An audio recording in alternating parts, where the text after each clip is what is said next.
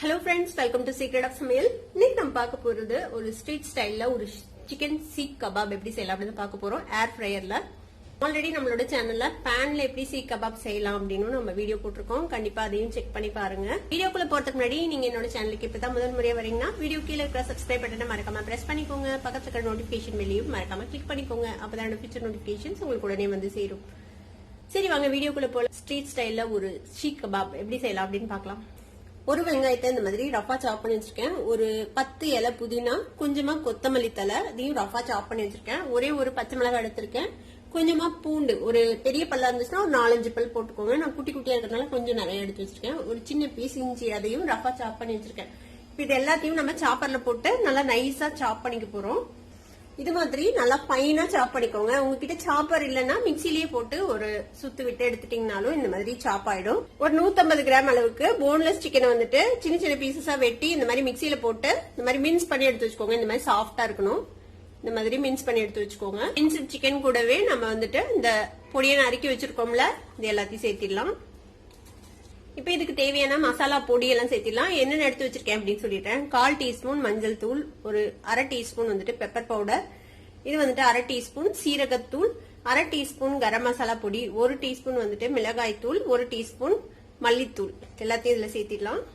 இதுக்கு தேவையான அளவுக்கு உப்பு சேர்த்திக்கோங்க. இது கூடவே ஒரு டீஸ்பூன் நிறைய நெய் சேர்த்திக்கலாம். இதெல்லாம் சேர்ந்து பைண்ட் ஆகிறதுக்காக 1 டேபிள் ஸ்பூன் அளவுக்கு பொட்டுக்கடலை மாவு சேர்த்திக்கோங்க. இப்ப இது எல்லாத்தையும் சேர்த்தி நல்லா மிக்ஸ் பண்ணி விட்டுறணும். நல்லா இந்த மாதிரி கலந்து விட்டுறலாம்.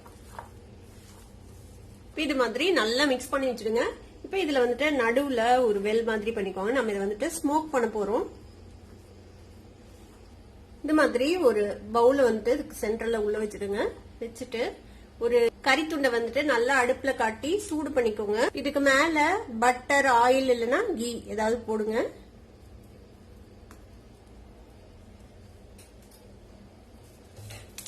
நல்லா புகை வர ஆரம்பிக்குது. இப்ப இதை வந்துட்டு நல்லா கப்புன்னு மூடி வச்சிடலாம். இந்த மாதிரி ஒரு பிளேட் போட்டு ஒரு 2 to 3 மினிட்ஸ் அப்படியே இருக்கட்டும். இப்போ ஒரு 3 நிமிஷம் ஆச்சு. நம்ம ஓபன் பண்ணி பார்ப்போம். இது வெளியில எடுத்துடலாம். இப்போ நம்மளோட ஸ்மோக்டு மின்ஸ் வந்து ரெடி ஆயிடுச்சு.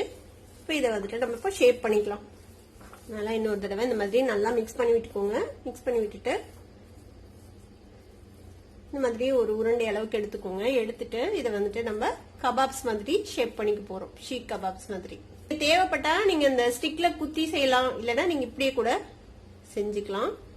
நீங்க இந்த மாதிரி நீல வாக்குலயும் செய்யலாம், இல்ல தட்டி வச்சு கூட செய்யலாம். ஒரு கபாப்ஸ் மாதிரி ரவுண்ட் ஷேப்ல உங்களுக்கு எந்த மாதிரி வேணுமோ அந்த மாதிரி நீங்க செஞ்சுக்கலாம்.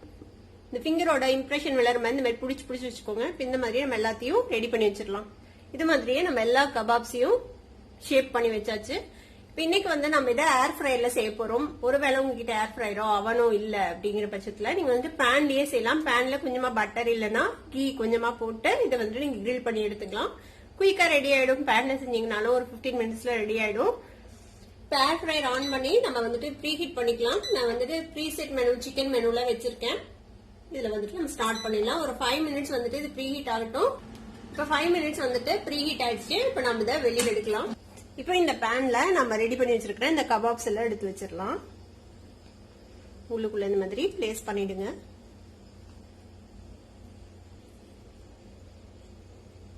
இப்போ எல்லா கபாப்ஸையும் இந்த மாதிரி பிளேஸ் பண்ணியாச்சு. இந்த கபாப்ஸ் தூக்கி நம்ம திருப்பியும் ஏர் ஃப்ரையர்ல வச்சிடலாம்.